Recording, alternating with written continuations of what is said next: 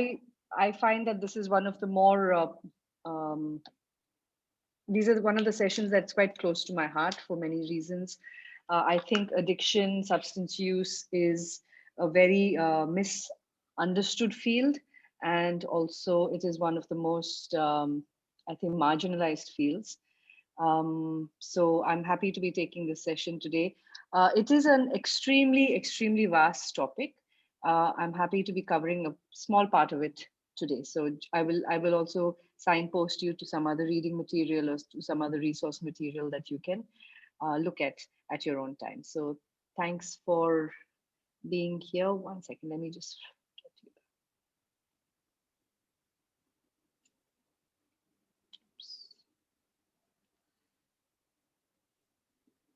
Sorry, just 1 second. I'm going to try and find screen share.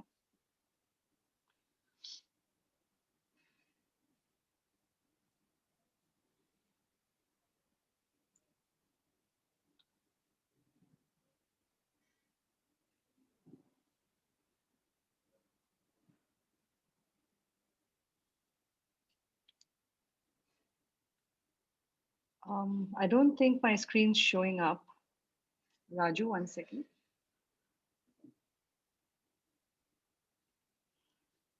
Just give me one moment, sorry.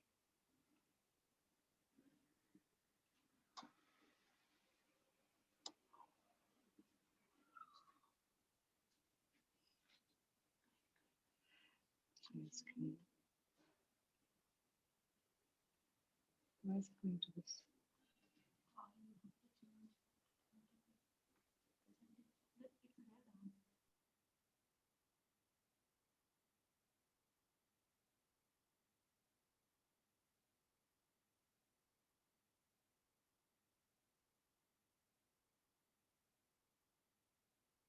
Sorry, just give me one moment.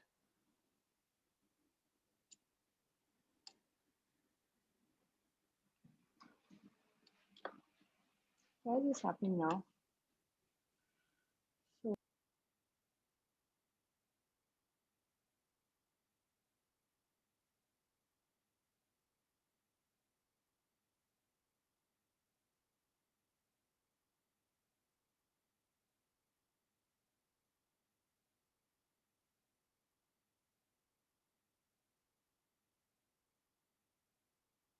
Finds that I'm just going to start off by asking all of you what your idea is of addiction. So if I ask you who is an addict or what is addiction, what would you have to say?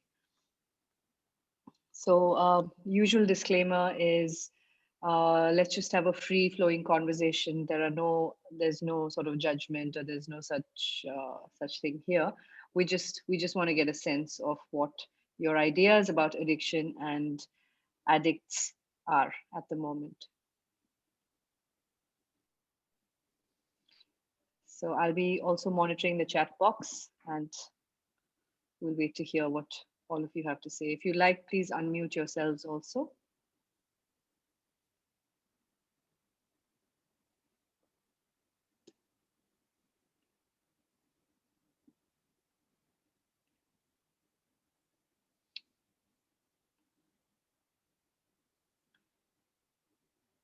Manisha, did you get the presentation? Yes, ma'am. Just a minute. All right. So what do you think when you hear the word addict or addiction? Okay, dependent on certain habits in life, um, any person who can't do with a certain thing, anything. But to forget reality, we get addiction. Okay, when a particular habit disrupts your routine and causes you and your family trouble, absolutely. A person who's dependent on something and this dependence affects his or her social functioning, yes. Could be pain, yes, Prasanna. Yes, Shreya. Great. Dependent on something and can't manage without it at all. Absolutely.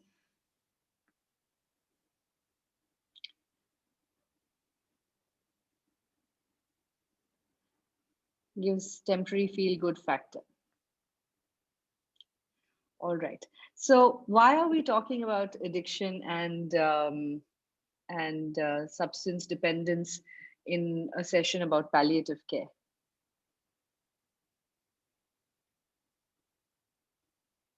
Yeah, thanks, Manisha. So why are we talking about this? What role does addiction and dependence have in our understanding of palliative care? So I'm going to keep an eye on the chat box, and we'll keep talking as we go along. Manisha, can we have the next slide, please? Okay, so this is the question that I asked you. What is addiction and who is an addict? Next slide, please. Would this be an accurate visual representation of what most people stereotypically think an addict might look like? Yeah. Not only the addict, but the whole family suffers. Absolutely.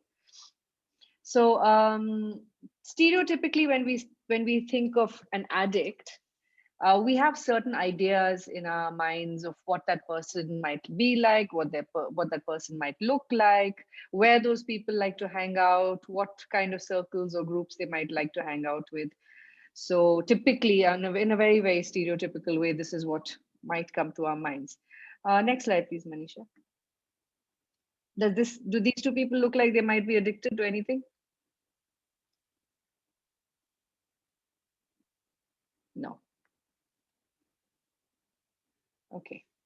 So anyway, we're going to go along. Addiction robs the family of their love, affection, monetary support. Yes, Parul. Okay, so let's go to the next slide, please. Now, addiction is actually basically a dysfunctional dependence on a drug. Now, we're talking specifically in the context of drug addiction. Okay, so it's a dysfunctional dependence. Now, the key word here is dysfunctional. Sorry, so Sunita, you're saying that underlying factor is they might be really suffering from something. Okay, fine. Okay, I'm going to come back to the chat box in a few minutes. Please feel free to keep populating it with your thoughts and comments. But at the moment, I'm gonna come back to it in a minute. Now, addiction and this idea that it is a dysfunctional dependence or something is just about 100-year-old definition, which is not a long time, actually. I don't mean that as a sarcastic comment. It's 100 years is not much in human history. And if you go to the next slide, please, Manisha. No, go back. Point that way. Yeah. So earlier, the word addiction only referred to an activity that one was passionate about. So the original, so I'm just going a little bit into the history of the word itself. The word addiction by itself did not have a bad connotation. It meant an activity that one was passionate about. So you could say that, you're addicted to your work, or you're addicted to a particular hobby, or whatever else it is. Next point. It actually has its roots. Next point, Manisha, please. It actually has its roots in the word adicere, which means to assign. So a habitual activity with a positive purpose. So it actually at one point had a positive connotation to it. And the next, yes, like reading books and hoarding, absolutely. Yeah, don't we know that a lot of people have that habit? Yeah, next slide, please. Romans, actually, that's when the word took a different turn, where an addictus was a person who defaulted on debts, on loans, and was assigned to his creditor as a slave, and therefore the modern interpretation of a slave to a habit. So basically what we're saying is that initially it had a positive meaning, then came the Romans, and they started calling a person who hadn't paid off his loans as an addictus, and then he was then assigned to a creditor as a slave, so he became a slave to a habit. So that's how the word addiction really comes across. It's an interesting, trivia, a bit of trivia for you. Okay, next slide, please. The phrase dependence syndrome, which in the ICD-10, which is the 10th revision of the International Classification of Diseases and Health Problems, a cluster of physiological, behavioral, and cognitive phenomena in which the use of a substance or a class of substances takes on a much higher priority for a given individual than other behaviors that once had greater value. So I'm again only talking about substance dependence at the moment. And this is where, so the syndrome is basically a cluster of these physiological, behavioral, and cognitive phenomenon. And a certain substance or a class of substances takes on a higher priority. Okay, next slide, please. We need to understand the language that we use. Addiction, dependence, and abuse are three different things. So this was a new concept to me when I first came across it a few years ago, that we, so easily and so casually, we keep using these words, dependence, abuse, and addiction, but they're not interchangeable words. And I'll tell you why they're not interchangeable words. Next slide, please, Manisha. Now, the difference in the terms, a person can be dependent on a drug, but not addicted. Can you give me an example of somebody being dependent on a drug, but not addicted to it? Can you think of such a situation? Any cardiac drug? Yes. Sleeping pills is a tricky territory. Asthmatic, yeah. Blood pressure drugs, yes. Patient taking morphine for pain, yes. Exactly, yeah. So you guys have got the picture. If I am taking insulin because I'm diabetic, does it mean I'm addicted to insulin, or does it mean I'm dependent on it? It means I'm dependent on it, exactly. So that's the difference between dependence and addiction.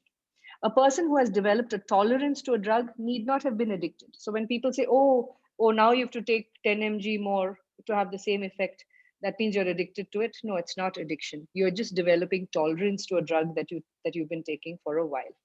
Okay. And lastly, withdrawal symptoms do not indicate addiction. They can be experienced with a drug that is not addictive either. Now, earlier when I was a student and I was studying, they told me that one of the hallmarks of addiction is withdrawal symptoms. Withdrawal symptoms are all those physical responses you have when you stop taking a drug. You might have tremors, you might have shakes, you might have all of that. So one of the things back then was that, okay, if someone has withdrawal symptoms, that means they're definitely addicted to the drug.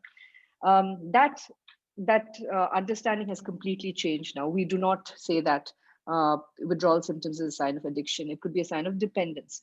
Now, for instance, when I was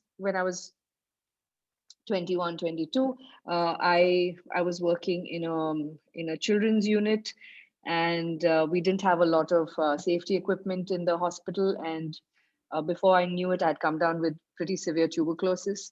So I was on treatment for about 10 months. And those of you who are familiar with TB treatment, you know the kind of medication that we get on. And for about a month after I stopped my treatment, I couldn't pick up a cup of tea without my hand shaking, because that was the level of withdrawal I had from the medication that I was on.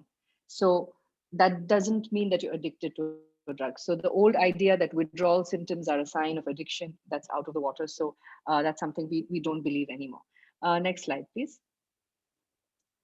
Now, what is addiction really? What are the hallmark signs of addiction?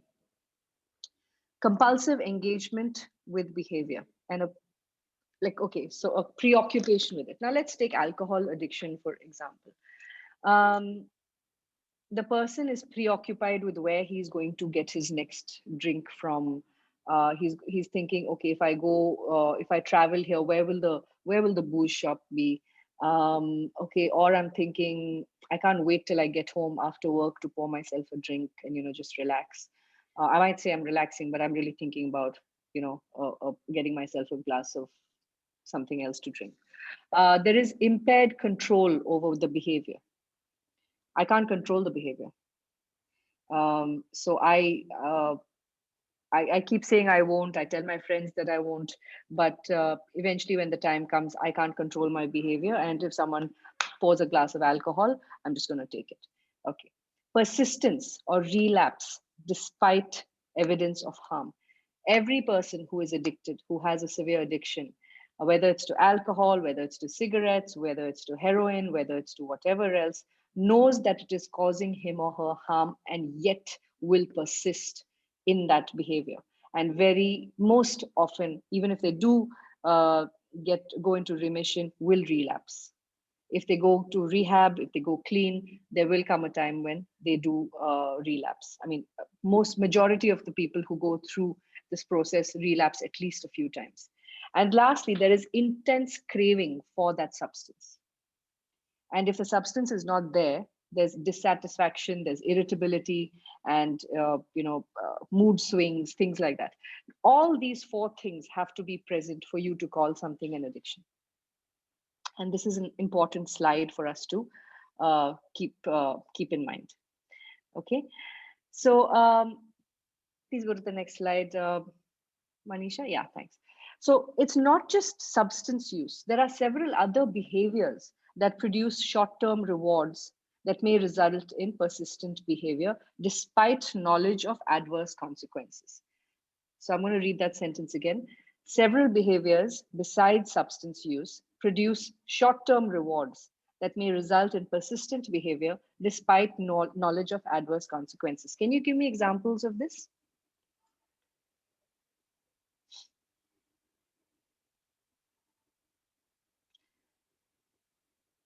What beverages are you talking about, Shreya?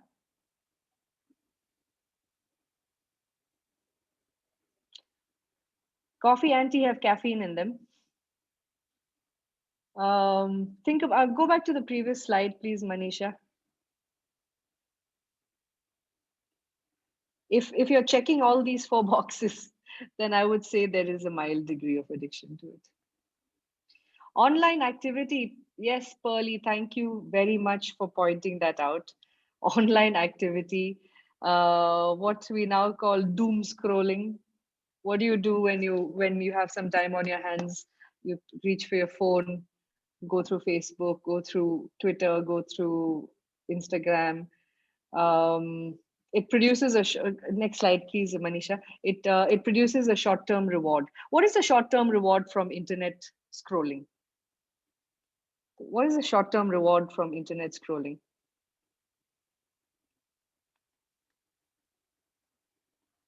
Entertainment.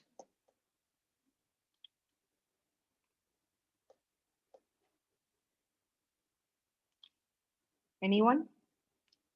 Let's break down this sentence. Pleasure of likes and comments. Yes, Avatar, thank you very much. A lot of people are addicted to that. You post something and then you go back to check how many people have liked it, how many people have commented on it and said nice things to you about it. Pleasure for our eyes, the likes on a post. Yeah, feeling of a connection. Is it really a feeling of connection? Is that what's taking you back there? If that is, then that's good. Okay, short-term reward. Persistent behavior. So I keep going back to it. I want to sleep in the night, but I'm reaching for my phone and I'm looking through my social media one last time. Okay. Despite knowledge of adverse consequences, what are the adverse consequences that could emerge from internet scrolling nonstop? What are the adverse consequences? Losing sleep, insomnia, obsession, vision, sleep disorder, lack of attention, anxiety. What about actual loss of connection with people who are physically present in front of you? When you walk into a restaurant now, what do you see? Where earlier people used to get together to have coffee with their friends, now what do you see? Yeah, everyone's with their mobile. Yeah. Yes, exactly. So that's an adverse consequence, isn't it? We have this very pseudo connection now in the world where technology is supposed to have brought us closer, but I don't know. I think it's taken us further apart. Yeah, hooked on. Everybody's saying that. Yes, correct. So it's a universal problem. So several behaviors besides substance use produce short-term rewards that may result in persistent behavior. Despite knowledge of adverse consequences. So doom scrolling is a kind of addiction. Okay, next slide, please. Not present in the present, extremely right. Neuroscientific data has led to the inclusion of non-substance or behavioral addictions. Now, this is where things get interesting.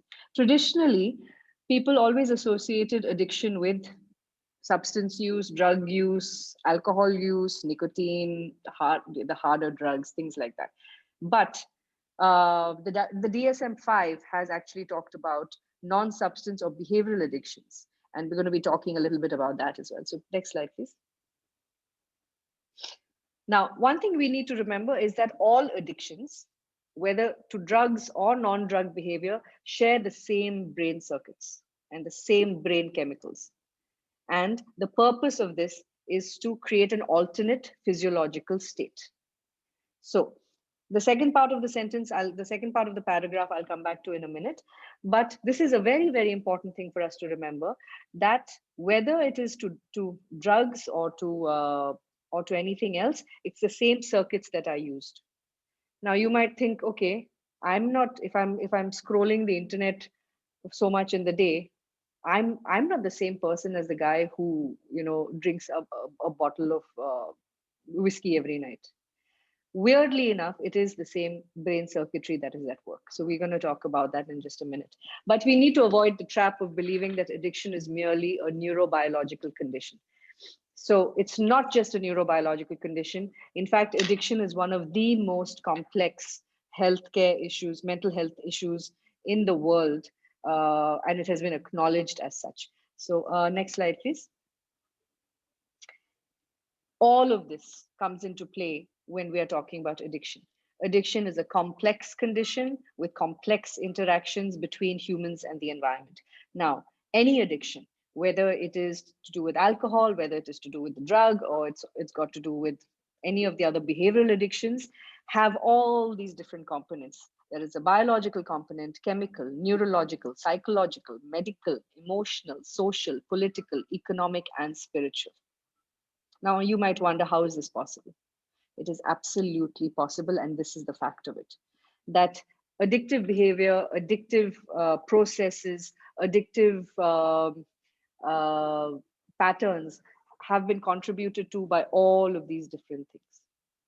Now, further down the line, I'm going to tell you something that might sound a little controversial to all of you, but we'll come to that in a minute. But for the moment, I want you to think about what you're seeing on your screen right now. Now, can we take some examples? Why don't you give me some examples of addiction, and we will talk about how all of these things mingle. Let's think about it and actually think about what an addiction is. Think about what we just talked about. What are the four things? There has to be craving, there has to be loss of control, there has to be persistent behavior in spite of knowing that there is harm, and preoccupation or compulsive engagement with it. Okay, gaming. Thank you, Shreya. That's, in fact, we're going to be talking a little bit about gaming. Exercise, yes, exercise can actually have an addictive component to it. Now, can I ask Prasanna, can I ask Shreya, or, okay, Jade, let's, compulsive shopping, let's talk about this, okay? So who would like to unmute, and let's talk about how there's an interplay of all of these different things in gaming, or in let's take gaming, for instance. Would anyone like to unmute and take a shot at why gaming has, say, a emotional component to it?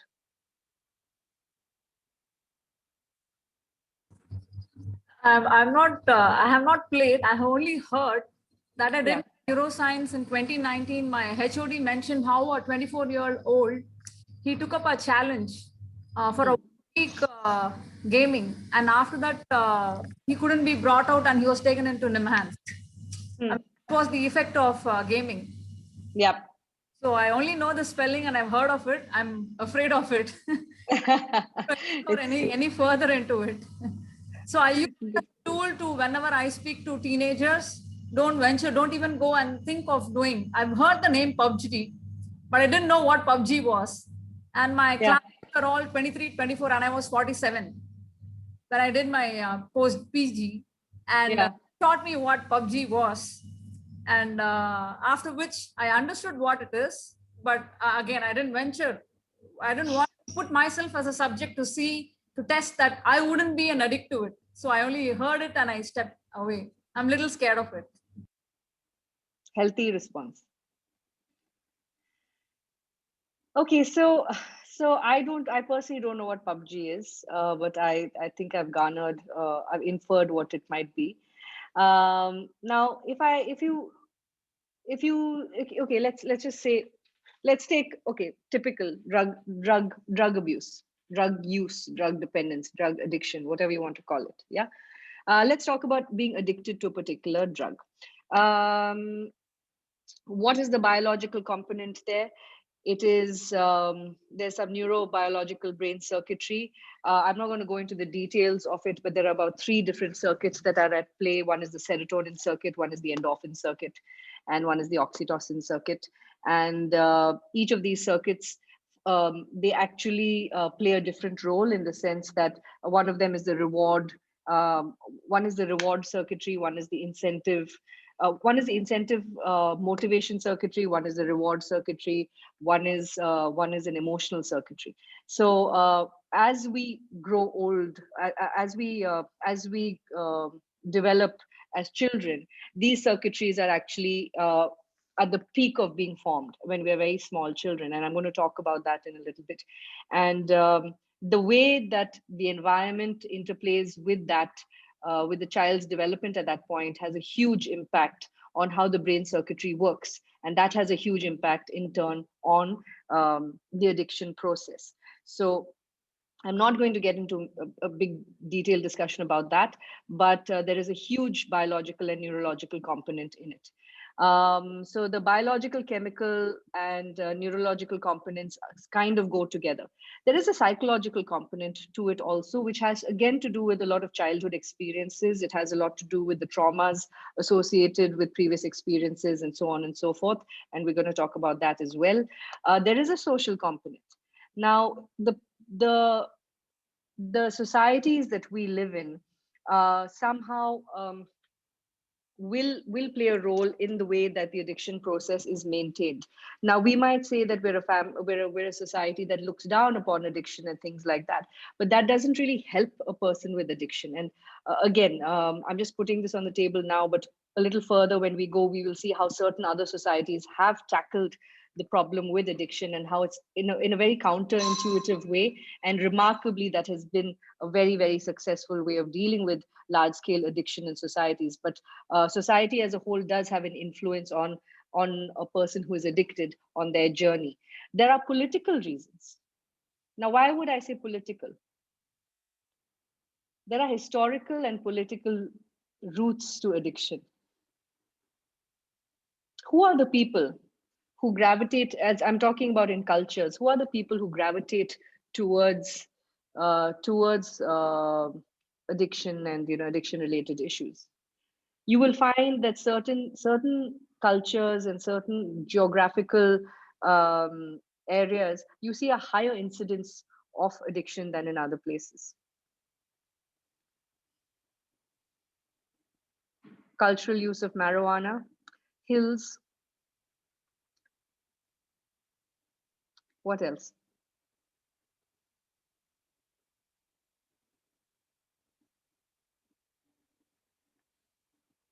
Gutkas, BDs.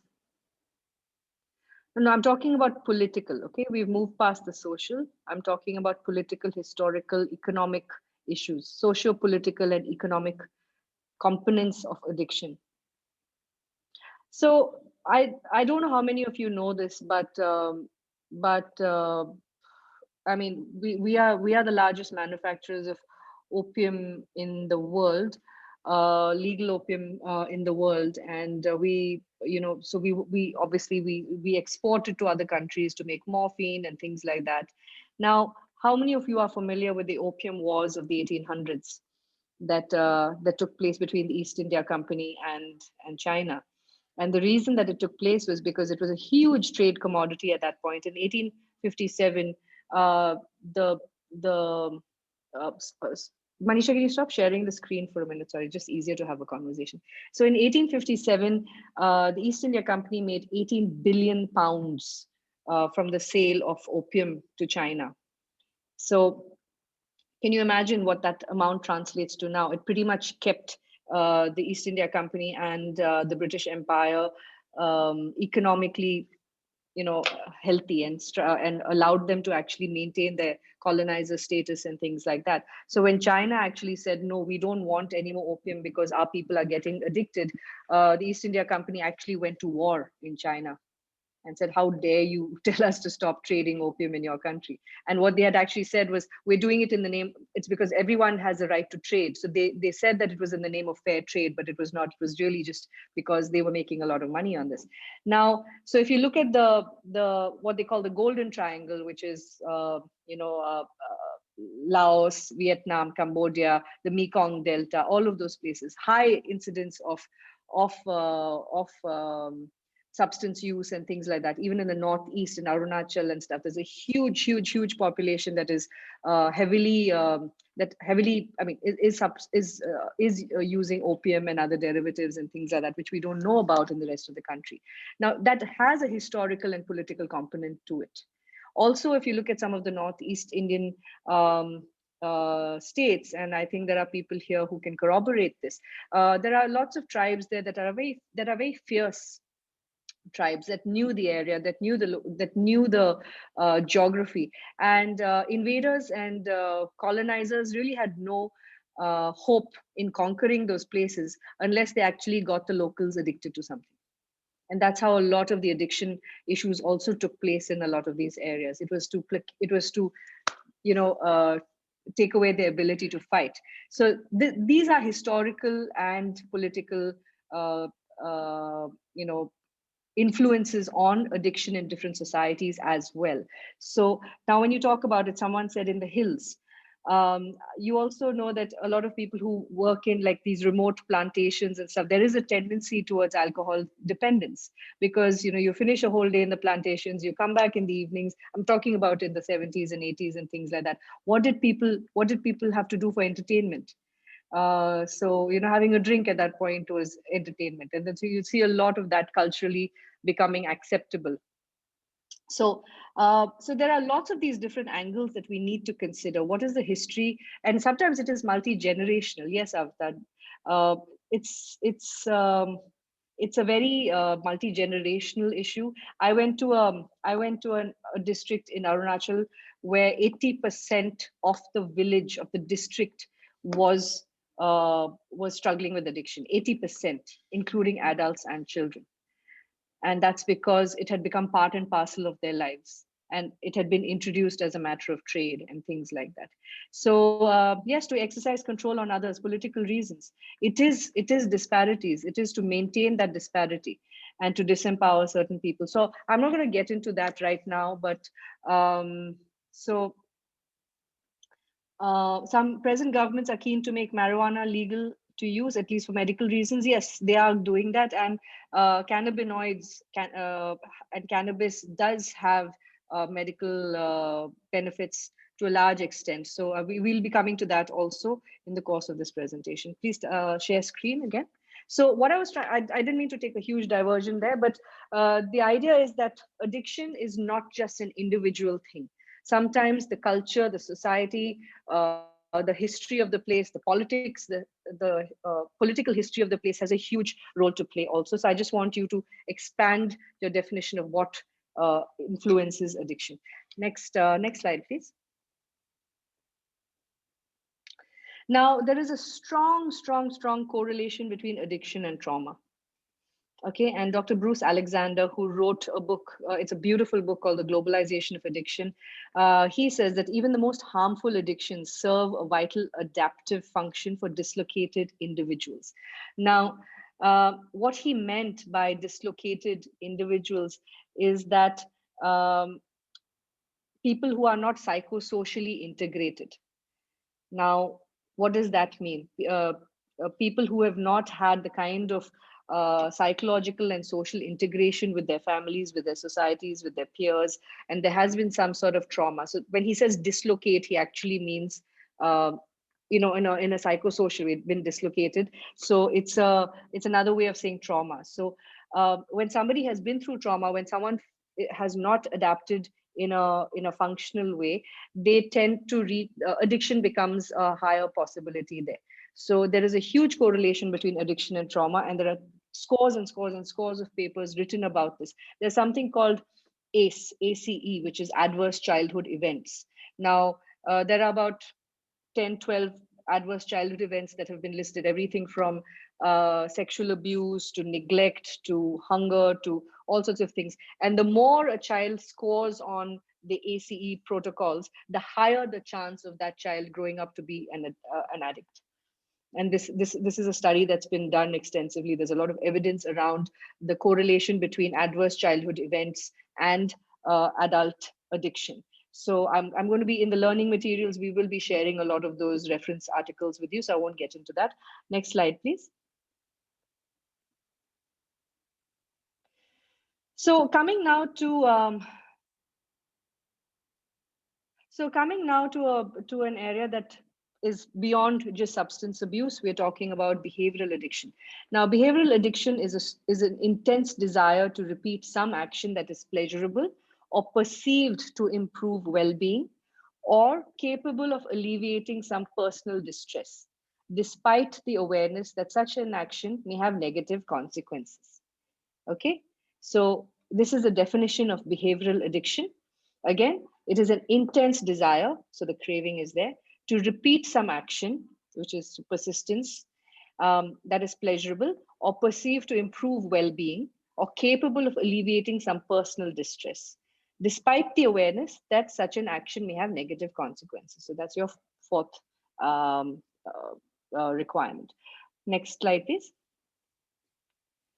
From a psychological, previous slide. From a psychological, neurological, and social standpoint, such repeated patterns of action, which are characterized as addictive behavior, include drug as well as alcohol addiction. So drug and alcohol addiction fall within the larger envelope of behavioral addiction as well. Okay, next slide. Yeah, so behavioral addictions include this. You can add to this list. I can see people have already started adding to that list. Pathological gambling. Trichotillomania is an urge to pluck specific hairs. Some of them have this. It's a condition. It's a disorder. Pyromania, the impulsive, repetitive, and deliberate fire setting without external reward. Kleptomania, impulsive stealing behavior without any objective need to do so. Impulsive internet addiction or problematic internet use, as some of you have already pointed out. Impulsive skin picking. Now, please note that impulsive is different from compulsive obsessive. Okay, we talk about OCD. So obsessive compulsive disorder is very different from impulsive addiction. And that is a distinction that is necessary to make. These are very clinical in nature. Yeah, so these are very clinical in nature. Yeah, the ones that I have listed out, that's absolutely right. Next slide, please. Now, like Shreya had pointed out earlier, internet gaming disorder has been identified as an addictive behavior. Now, what we talked about earlier, and in an American study found that most people check their smartphones 150 times a day, or at least every 6 minutes. I would say that it's more than that. Young adults send an average of 110 texts a day. And this is before lockdown, these stats. And 46% of smartphone users say they cannot live, it's not love, cannot live without their devices, which is a classic sign of addictive behavior. And this is something that Nancy Collier talks about as well. Next slide, please. So historically, the behavioral addictions have been known as impulse control disorders. That means we can't control our impulse towards indulging in a particular kind of behavior. But some researchers and clinicians also use the terms behavioral addiction, process addiction, impulsive compulsive behaviors. Okay, so not to get too mixed up in the semantics, but if you come across these terms, just know that they all mean the same thing. Next slide, please. And compulsive activities may include this: gambling, eating disorders, sex, shopping, working. What do you know? TV watching and relationships. There is something called I mean, even relationships. There are people who are addicted to, relationships. Now, how does that work? Does anyone have any idea? There is a lot of controversy around how we label and compartmentalize and classify a lot of these disorders, because, like it says in the next sentence, that so many of these behaviors are daily rituals, instrumental or ultimate, or instrumental to ultimate survival. So how do you say that these are addictive behaviors when actually some of them are actually essential to our lives and our livelihood? Toxic relationship, someone said. Yeah. Some people are addicted to that rush of falling in love, that initial, budding romance kind of a rush that you get, which is also, there is a neurochemical, there is a neurobiological response there as well, right? Dominating relations, possessiveness, how does that fit into the addiction framework? Okay, can we just stop sharing the screen for a moment, please? No, John, nobody's saying that relationship is toxic in nature, but there is something known as a toxic relationship. When a person remains in a relationship, even though it's really bad for them in many ways, psychologically, emotionally, financially, whatever else it might be, but there are other psychological processes in place that keep a person in that relationship. So there are some relationships that can be toxic. It doesn't necessarily have to be only a romantic relationship. It can even be a friendship that can be toxic. So that's just a distinction I'd like to make. So nobody's saying that relationships are toxic. They all have their relationships can be very healthy also. So I would just like to take a minute to sort of read the room here. Is everybody with me so far? Are there any questions that anyone might have? Anything that you need a little bit more clarity on, or shall we move on?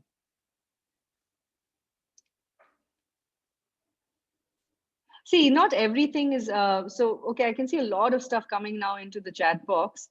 I don't want to turn around and say that everything that we do, I mean, everything has a potential to be addictive, okay? But we'll come to why something becomes unhealthy in a while. Okay, so Manisha, please go back to the screen.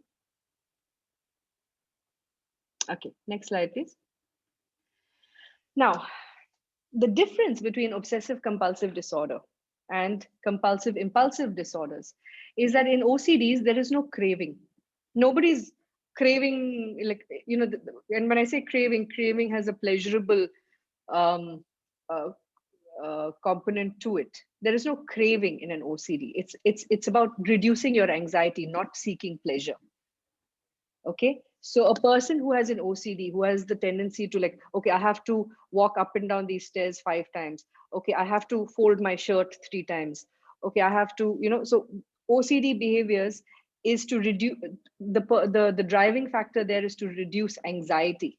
So a person is anxious and they have to do this X number of times, or they have to do this compulsively in order to reduce the anxiety. That's how the mind is programmed there. But that is different from impulsive, from compulsive impulsive behaviors. Okay, so the other thing I just like to, while we're on the topic of OCDs, I would really, like to put it out there that we tend to use this phrase very frivolously. Some of us say, oh, I have this OCD to be neat. That's not an OCD. An OCD, that might be you're a stickler for cleanliness, or you might really value hygiene and things like that. OCD is it's a pretty serious mental health condition, and I think just like how earlier in the day, people used to very easily throw around words that were used casually. I think we need to be careful of how we use our language when it comes to mental health as well. Okay, next slide, please. Okay, now very important, mere exposure to a substance or activity does not result in addiction. Okay, so just because somebody tries something out doesn't mean that they're going to get, I mean, of course, there are some very, very addictive drugs and things out there. but just the mere exposure to a drug or a substance is not going to make somebody an addict. Now, there has to be a pre-existing vulnerability in the person. Now, what does that mean? This goes back again to childhood adverse experiences. It goes back to people's coping mechanisms. It comes back to their brain chemistry and so many other things. Now, addiction is a human problem that resides in people, not in the drug or the drug's capacity to produce physical effects. So, what does this statement really mean? What does the statement really mean? That addiction is a human problem that resides in people, not the drug or the drug's capacity to produce physical effects. It's a little bit more than the mind, Shreya. It's not just the mind. It has to do with a lot of other things as well. Not in genetic makeup. So I was going to tell you that there's something which I'm going to say, which is controversial. There is no such thing as the addiction gene. And there is new and growing evidence that there is no such thing as a gene that predisposes you to addiction.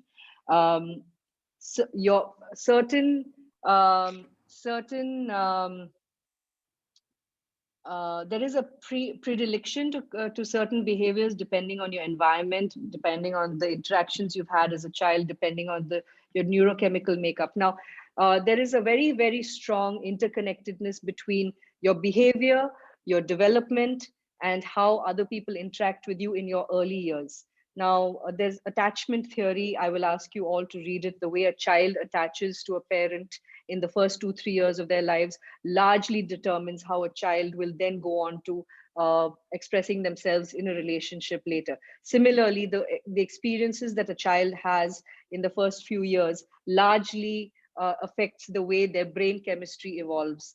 And so that's what actually gives rise to a lot of these behaviors and so on and so forth. So I am going to send you some information that you can read up on the fact that there is no such thing as an addictive gene. Okay, so people have long tried to, in fact, even when someone was studying the so-called addictive gene, that whole study was misquoted. And if you just do a Google search on it, you will find that this is something that has been bandied about a lot. But new science is strongly, dismantling this idea that there is a gene that all alcoholics have, or there's a gene that all drug addicts have. There's no such thing. Okay. So yeah. Now there's this example of the American soldiers serving in Vietnam War in the 1960s. Now, before the war, less than 1% of the soldiers who went out to Vietnam had done any sort of drugs. But when they went to war, while they were there was a regular culture. There was a culture of using heroin, barbiturates, and amphetamines. LSD, which is a methamphetamine, lysergic acid diethylamide. It was developed in a lab to see if soldiers can be kept awake for long periods of time and continue to fight. Today, LSD is like a psychedelic drug that a lot of people use recreationally and in different sort of ritualistic practices and so on. But it was actually developed for the military. And barbiturates, heroin, soldiers were actually encouraged to take drugs so that their energy levels and their stamina could keep going. Now, 20% of the soldiers who went out from America into Vietnam developed severe addiction. But weirdly enough, when they came back to their home country, 95% of them recovered from it. Why did that happen? How is it that you go to another country, you use drugs for such a long time, and look at it, it's heroin, amphetamines, these are very, very traditionally addictive drugs. How is it that 95% of the soldiers who came back did not use those drugs again? Can anyone here explain to me what might have happened there? Because that goes against our traditional understanding of addiction. We believe that if somebody tries out a drug and they enjoy it or they get addicted to it, then it's their part and parcel of their lives forever. So what is it that the American soldiers' story is telling us?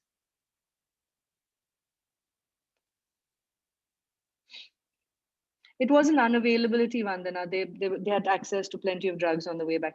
Mental satisfaction of being with loved ones. Yeah. Environment. Yes. It wasn't their job, Sunita, to take drugs. They were encouraged to take drugs because it was such a weird time.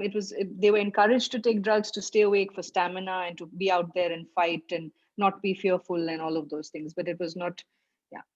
A lot of it had to do with coming back to a loving environment.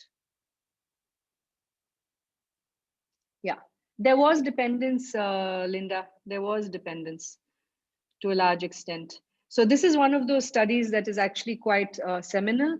And but what this really drives home the point is that ultimately it was the environment that encouraged them. Yes, the circuitry was broken in a loving environment. Okay, next slide, please. Okay, so we've talked about behavioral addiction. We've jumped back and forth with substance, but now I'm going to focus specifically on substance addiction. Next slide, please. Now, there are three factors that need to coincide for substance addiction to occur. One is a susceptible person. Now, who is a susceptible person? A susceptible person is someone who has been through, who's had various kinds of life experiences, like I said, who might have who might be in some kind of emotional or spiritual pain or some kind of physical pain even, a drug with an addictive potential, and the third and very, very critical component here is stress or trauma. If you bring these three things together, that is your recipe for addiction to occur. Next slide, please. Now, what makes a person susceptible? Genetic predisposition. Now, please understand, this is not a genetic, it's not that there is a gene, like I said, there is a genetic predisposition, okay? Brain development in the uterus. There's a lot of really interesting studies that tell you what happens to a child's brain development while it is still in the uterus of the mother, while it is still a fetus. Now, there is also a lot to tell you that if the mother is going through a traumatic time at that point, the child is also likely to experience that stress, and it's going to mess around with the child's circuitry in terms of their neurochemical imbalances and so on and so forth. And therefore, there's a higher chance for addiction. But then there is a social component also. Why would a mother be distressed or traumatized during her pregnancy? Think about it. Maybe she's not ready for the child. Maybe she's in a loveless marriage. Maybe she's in an abusive marriage. Maybe she wanted some other priorities. So basically there is a general sense of unhappiness in the woman also. Now, an unhappy woman is going to have neurochemical changes. There are emotional, there are hormonal changes, and so on and so forth. So there are a whole lot of other studies associated with that as well. Brain development during childhood, after the child is born. What happens in their early years? Experience dependent rather than substance dependent. So what a child's experience has been goes a long way in determining the level, the proclivity to developing addiction later. Environmental and emotional influences in the development of dopamine circuits.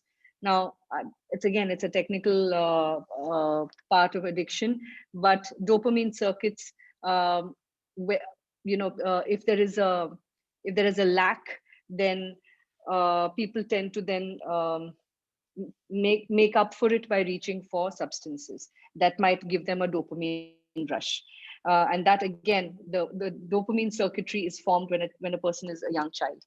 Neural circuitry of attachment reward, that is your endorphins and oxytocin, quite neurobiological and technical, so I won't go into it. But if any of you are particularly interested in this, I'll be very happy to give you material to read. Regulation of emotions through neurobiological development, patterns of attachment. Like I said, there are different styles of attachment that a child may experience growing up. Some of them are securely attached, some of them are insecurely attached, some of them are inconsistently. There's avoidant attachment, so on and so forth. There are different methods which also largely determine the addiction process. And impact of a nurturing adult. Doesn't necessarily have to be the parent. If a child has had a bad time at home, the presence of another nurturing adult can make a big difference in actually reducing the effect of the adverse childhood events. So mentorship is really important. So this is why you find that in a lot of successful programs, you have these sort of mentoring adults who really sort of help youngsters and adolescents with coming back on track. There's an incredible organization in Bangalore called Dream a Dream that works with children from underprivileged and extremely challenging backgrounds. And these children would be prime candidates to get into addiction and to get into gangs and things like that. But Dream a Dream has really gotten into that space and provided this nurturing environment for these children and actually changed hundreds and thousands of lives. So if you want to see that in action, then please look up Dream a Dream. Yeah, next slide, please. Now, emotional nurturance is an absolute requirement for healthy neurobiological brain development.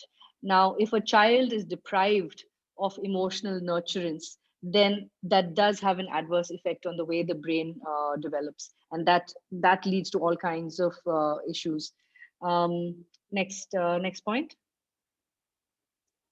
The expression of genetic potential is contingent on environment. Now, this is what I meant by genetic predisposition. What does it mean? Is contingent on environment. I might have the gene for something, or I might have the predisposition, or I might have the genetic makeup for something, right? But it is entirely dependent on my environment, how that is manifested. Now, I might have I'm Nepali. I come from a so-called high elevation space, but I live in the coast. Now, depending on, I might have a particular, I might have been able to adapt to a certain way of living or whatever, had I actually been in that environment. But the environment did not give me the opportunity to express that genetic potential. So I'm giving you a completely off the mark sort of, not off the mark, but a completely different example. But the expression of genetic potential is contingent on the environment. So if somebody who has come from a very, very horrific background, has gone through a lot of trauma, etc., if they are put in an environment where they are still deprived, where they still have a lot of deficits, where life is a struggle, then the chances of that genetic potential being expressed is higher. But if they are taken and put into a nurturing environment where there are caring people and all of that, then that expression does not manifest. Okay. A child can feel emotional stress when a parent is physically present but emotionally unavailable. This is a state called proximal separation. Now, all of these things that I'm talking about right now are just scraping the surface of what I mean by social and environmental factors having an impact on the neurobiological factors, right?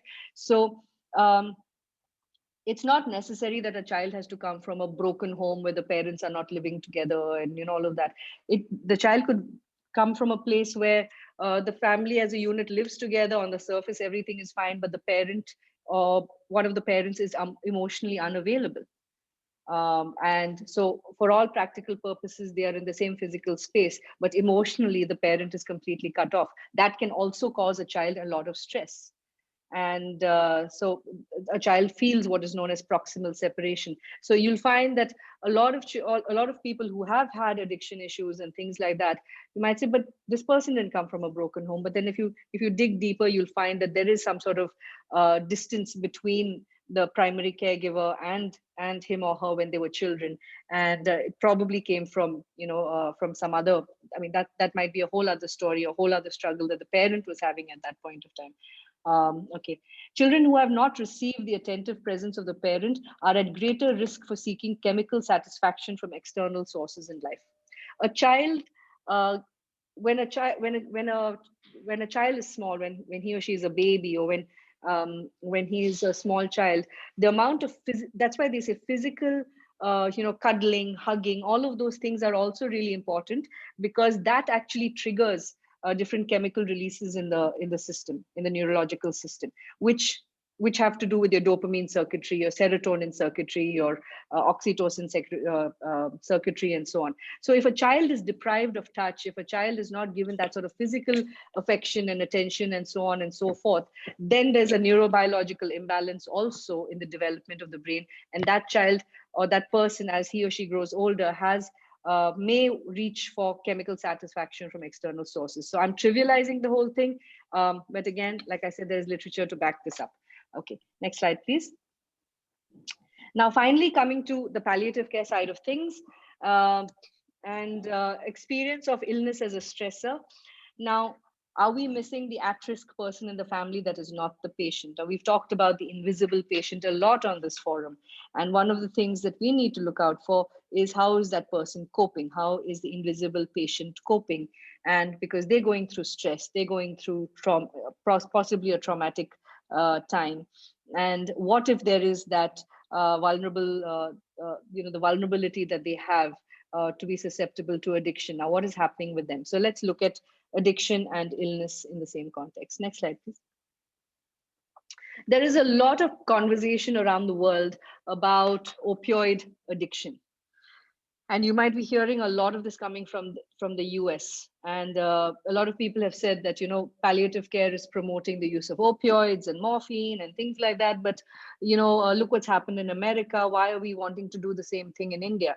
I would like to be very clear about the fact that the opioid crisis in the US is an entirely different kind of crisis. It was a crisis of overprescription and industry politics and so on. And has nothing to do with the substance in and of itself in the form that we use here. Western Europe has been using opioids for a long time and has never had an opioid crisis. So the crisis is very convoluted in terms of like I said, it has industry related issues and so on and so forth. But here I'm just going to quickly make a distinction between physical dependence and addiction one more time.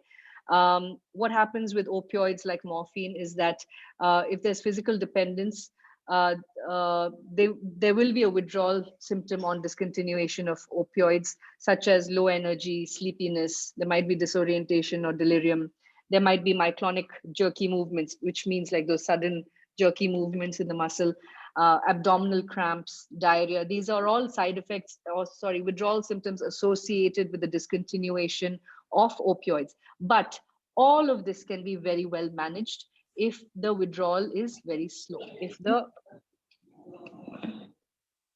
opioids are being discontinued very slowly, you have to taper it off very slowly, and then all of this can be managed and taken care of, and it may not even happen. Addiction, when we say that we have to watch out for people being addicted to opioids, the kind of behavior that we look out for is this. Is there a craving for the substance? And that craving has nothing to do with pain relief. Does the person want to keep increasing the dose? Typically in opioids, the dose that, if the drug is titrated well and you have adequate pain control with, say, for example, 40 mg of morphine repeated every 4 hours, then usually that is the kind of drug dose that is required. But somebody saying that they need an increasing dose of morphine or opioids and things could be a flag of addiction. People taking unsanctioned doses, they're supposed to take it 3 times a day, they're taking it 5 times a day. That could be a sign of addiction. And there's behavioral changes like the ones that I talked about. There could be a preoccupation with it. There could be behavior that is, changing in order to get access to more of the drugs and so on and so forth. This is very, very rare with oral morphine. Okay, please understand this. There is a higher chance that it might happen with injectable morphine because of the rush that they might feel. But in terms of oral morphine, the chances for addiction are very, very, very low. And we haven't had any cases of, misuse of oral morphine in that sense. And in cancer, the reason why it says not a problem with cancer is because in cancer, you're actually using it to reduce pain, to do pain control and so on. And so it does actually serve that purpose. And, it's not a pleasure-seeking activity in that sense. Okay, next slide, please. Very quickly, this just goes to show something that that misuse and diversion is not really a problem. In Lancet, in 2001, the Lancet conducted a study, published a result of a study that was conducted for 2 years in Kerala. 1,723 patients were the cohort, and 13.6 kgs of morphine was used. There was a strong system of documentation, and there were no major unaccounted discrepancies. And whatever small discrepancies there were in the usage of morphine were investigated, and what they found was that there was no misuse and there was no diversion. Okay, so what this slide is actually telling you is that you can successfully and safely use oral morphine without worrying about people getting addicted to it. Now, there's a huge problem in places like Punjab, where there is, there is a huge addiction problem. But what's really happening now is, as a result of that, the general attitude towards opioids is no, we will not let it enter the state. And as a result of that, a lot of people are dying in excruciating pain. So this is where we will talk about a very, very important thing. Next slide, please. That we have a dual responsibility. And this is where I bring all of this addiction stuff right back to palliative care, that we have a dual responsibility, that we need to prevent the abuse of opioids. But at the same time, we need to make sure that opioids are available for those in pain. Now, how do we do this? Next slide, please. It's called the principle of balance. And this is something that is a very strong part of the work that we do here in Pallium India. One of the major areas of advocacy for us at the national as well as at the international level is to push for this principle of balance. So on one hand, you have the international laws of criminal justice that govern drug addiction, substance abuse, trafficking of drugs, etc., etc. And all those laws are geared only to prevent the diversion of illicit or the illicit use of drugs. That's the war on drugs that everybody talks about. But on the other side is the international law of human rights, various international laws of human rights that go towards ensuring that medicines and drugs are available for medical and scientific purposes. And it's only when we balance these two out that we can achieve the principle of balance and good public health. So, when you think about addiction and you think about people getting addicted, the first thing is in a lot of countries is to punish them, is to go after them, is to make things illegal. And what happens is that the more you make something illegal, the larger the black market becomes. And then a lot more unsafe practices, a lot of people going and buying, illicit drugs that are also mixed with a whole lot of other things. And, it just sort of propagates the problem. Okay, next slide, please. Now, finally, I'm just going to close with this and then we'll open it up for discussion. What is really important right now when we talk about addiction and we talk about, so we've talked about addiction at an individual level, what causes a person to get addicted, the fact that it's not just biological, the fact that it's not just a choice that they're making or they're not trying hard enough to get out of it, but there are so many components to it that go into making a person vulnerable to addiction. We've also talked about the role that society has played. We've talked about the role that culture plays. And we've talked about the fact that it's a neurobiological thing. Now, we don't have control over the brain, the way our brain develops when we're small.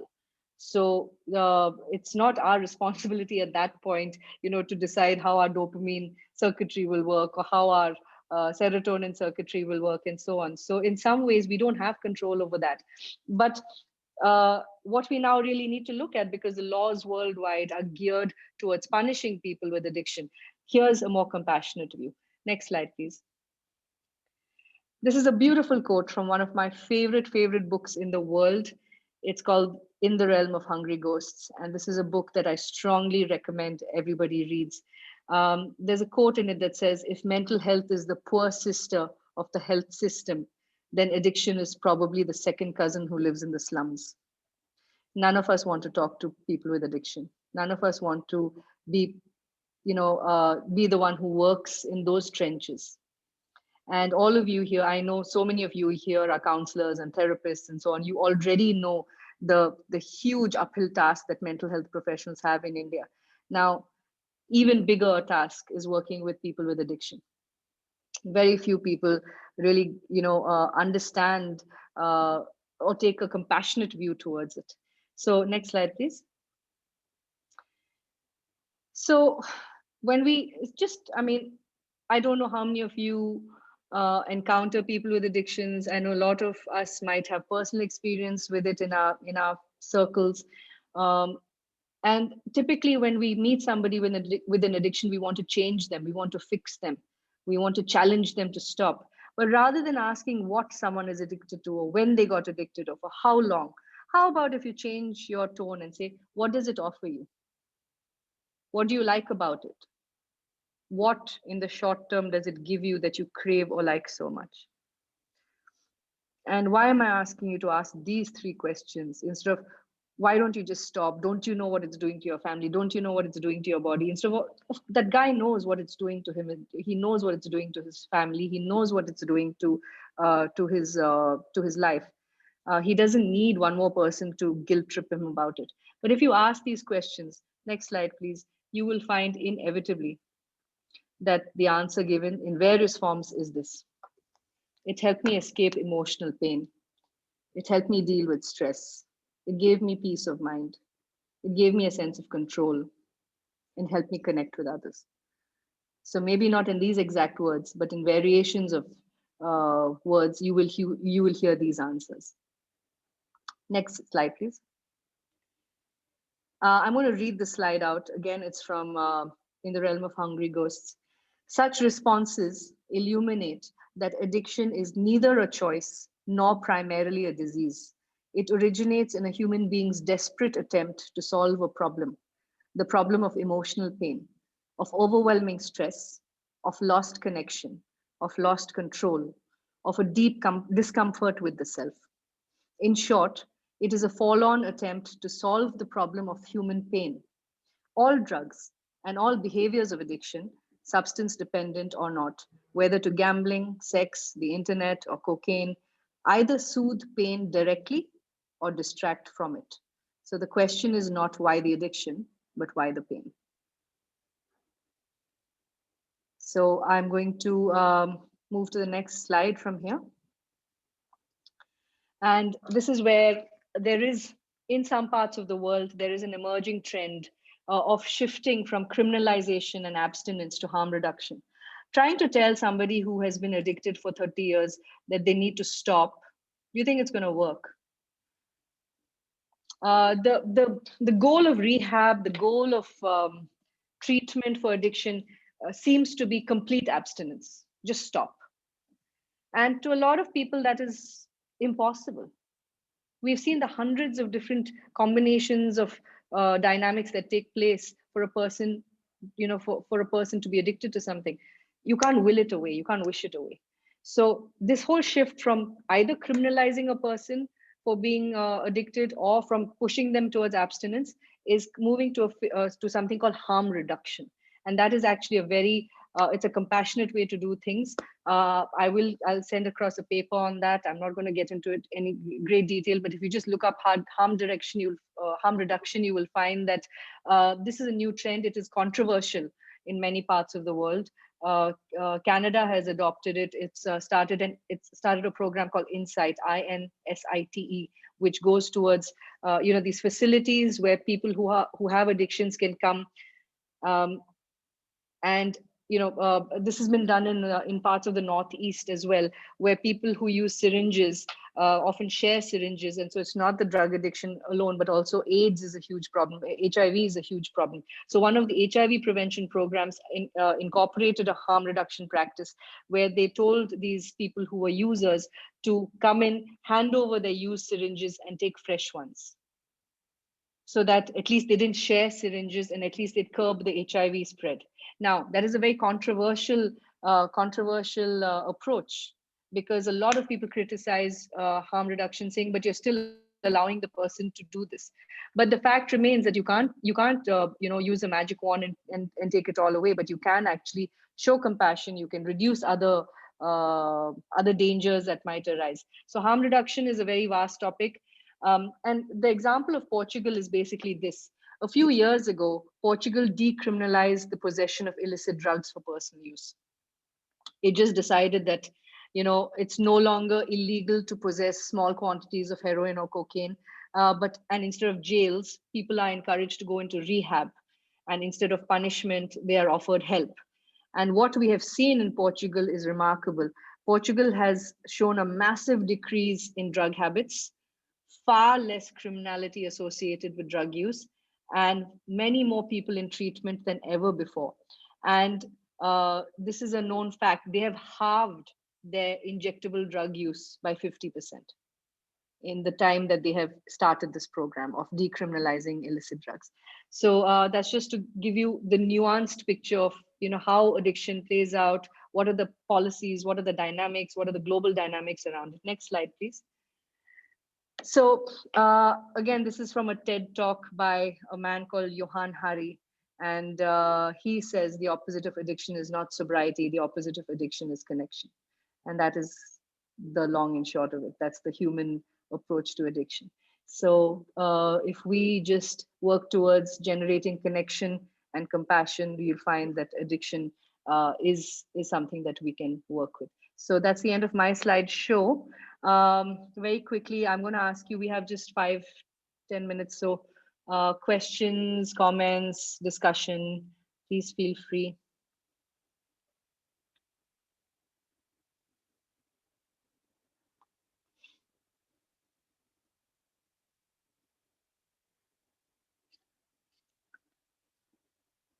I hope I've introduced you to at least 1 or 2 new concepts today. I'm sure a lot of you are familiar with a lot of the things that I've talked about, but is there anything in particular that you'd like to comment on or ask me any questions on? I'm happy to take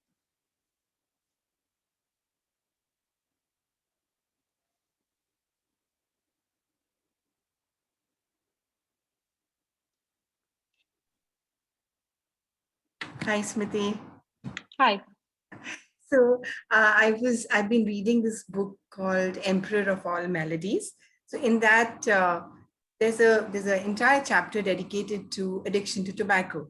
So when you were talking about the how in Portugal the soldiers got addicted to your various drugs, so it speaks about how during the World War, when tobacco was being produced in the US, it was the entire supply was directed towards the soldiers because they were so fatigued, they were so tired fighting the war. And the tobacco industry got the soldiers hooked onto tobacco. And when they came back to the US, it became a flourishing business. So the addiction was forced upon the soldiers, and gradually the addiction was, because it gave them such a high that they started talking about it to doctors, to other people in influential positions. And that led to tobacco addiction exploding in the US. Ultimately, we know what happened, and it really took a lot of interventions from people and the government agencies to finally put a tab on it, so that the tobacco industry could take a back seat, because the inflow of money was so much from this addiction that nobody wanted to let it go. So when you were talking about the political reasons, so there were these people, the high and mighty of the tobacco industry, and then the politicians who benefited from this trade. So they did not want to put a stop to it. So, that's how the addiction happened with tobacco. Absolutely, Vandana. I mean, I remember reading that part of Emperor of All Maladies and thinking, wow, what a machinery put to work. Because also the other thing is, like, at that point, you would have read this, they were promoting the Marlboro Man, who was a cowboy with this. So giving out the impression that if you're going to be a real man who's macho and all of that, then you should be holding a cigarette. Yeah. And so everything from the media to the entire marketing machinery was geared towards getting people to smoke. Similarly, with the opioid crisis, a drug was created, a synthesized version, and Oxycontin, and they needed to create a market for it. So a few people were actually paid to go and sue their doctors for not providing them with adequate pain relief. And they won against the doctors. So after a while, that was the time when they said that pain is the 5th vital sign and all of those things. But people were really pushing that, listen, you're going to get sued by your patients if you don't give them adequate pain relief. So doctors started overprescribing. So for a tooth extraction, instead of like a Novocaine shot of 1 or 2 days, they were prescribed enough pain medication for 3 weeks. And so, so it was a crisis of prescription. Today, to say that that's a crisis that looms in India is wrong. It's not only wrong, it's a human rights violation, because in India we don't have access yet. So to take it away from us because somebody there, because that crisis took place, is it's not right. And I think all of us who are even remotely interested in palliative care need to educate ourselves around these issues, because it's not just about um, well, all of the things that we talk about, whether it's communication, whether it's breaking bad news, whether it's compassionately being there for shared decision making, all of those are fine. But we need to also educate ourselves around global dynamics that affect how these interactions are then defined. Now, somebody asked a question whether I see a difference between addiction and between substances and non-substances. Now, there's a different levels to that answer. At a neurobiological level, there is no difference. There is no difference. The same brain circuitry is involved in both substance and non-substance addiction. But the difference arises maybe in an environmental and social way. People don't think it's wrong to be workaholics. They take pride in it. Okay, people don't think it's wrong to go on these certain addictions are okay. Now, we laughed about buying books, being or online shopping or whatever, but there is no difference in what the mechanism that comes into play. In fact, in Gabo Mate's book, he talks about his addiction with buying music, those vinyl records. And he said, people looked at me and said, how can you compare that to somebody who's lying on the street and doing heroin? He said, I'm not comparing myself in terms of our fortune and misfortune. I'm talking about the fact that biologically it's the same circuitry at play. But it's what society condones, John, and what society doesn't condone. There is also a difference there. Okay. Some so-called addictions are actually, I would say, people think it's a good thing for you to be working X number of hours or working out. People are also addicted to, body aesthetics. There are people who are addicted to constantly, I don't know, changing their physicality. Okay, there might be people who are addicted to other things.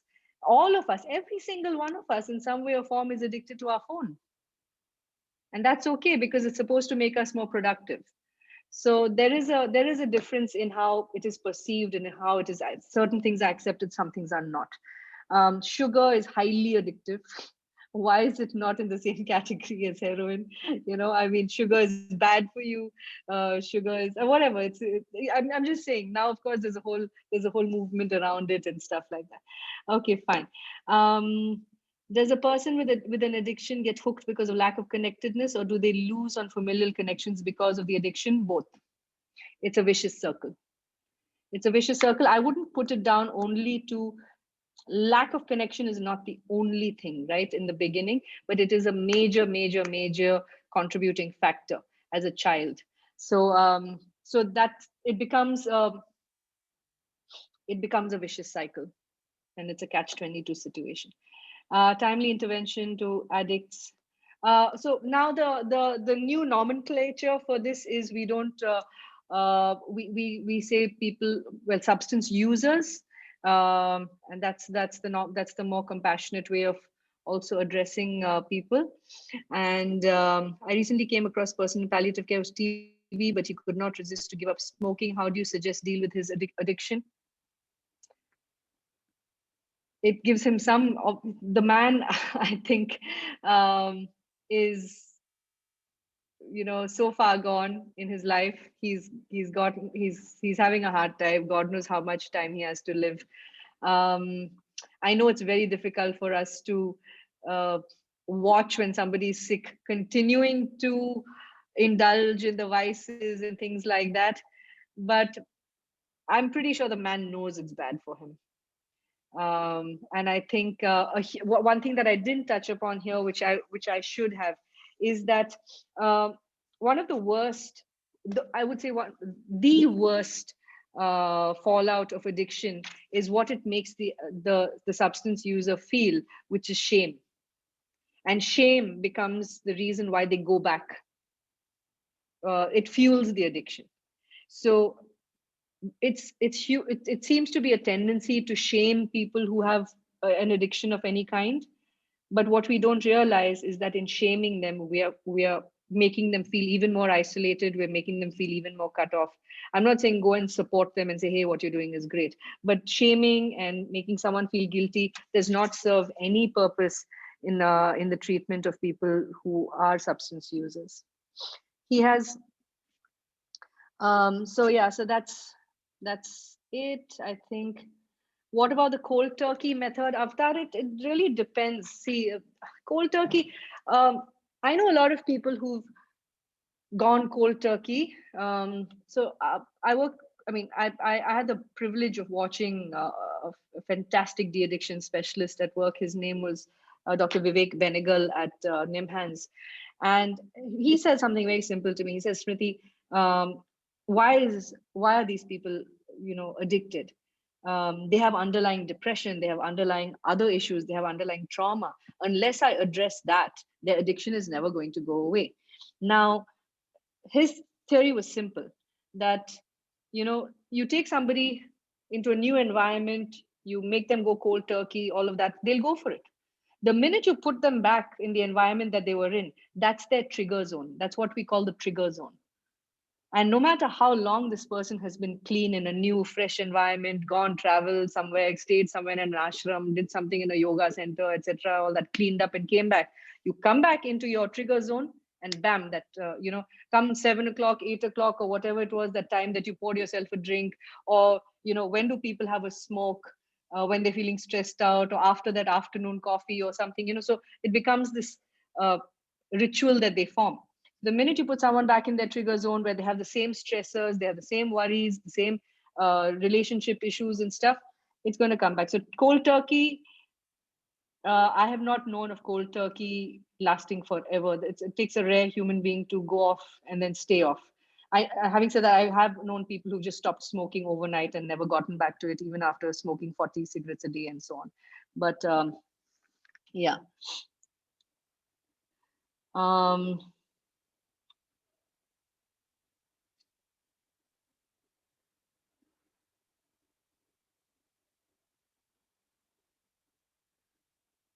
Okay. All right. Autonomy. No, your understanding of autonomy is fine, Shreya. Absolutely fine. The thing is, what are we trying to achieve is the question. Now, in the case of this gentleman who is, I don't know how bad his prognosis is. For whom do we want him to stop smoking? Is it something that we want him, like, for us? Is it going to really, what is it doing? Is it going to prolong his life? Maybe it's the one thing that gives him some pleasure now. I don't know. What is the objective? And autonomy is a person's right to self-determination while in full knowledge of the facts. If I know what my options are, if I know what the consequences of my behavior are, all of that, and I still choose to do this, then addiction is a tough one. It's a tough one. You're not going to be able to give it up just because somebody tells you how bad it is for you. They've probably been told that all their lives. So at a time like this sounds to me like he's a man who needs someone to just sit with him, witness him, ask him stories about his life, get him to remember some of the happier times, get him to think about things that are still unfinished. Those are the things that I think I would focus on rather than his smoking. Yeah, even an ICU. Please, I went to St. Christopher's Hospice to train, and they have a smoking lounge on every floor. If that's what you want to do at the end of your life, then that's what you want to do at the end of your life. Okay, so I think we're at the end of our time. So thank you all very much. I'm happy to take questions later if you want to write in.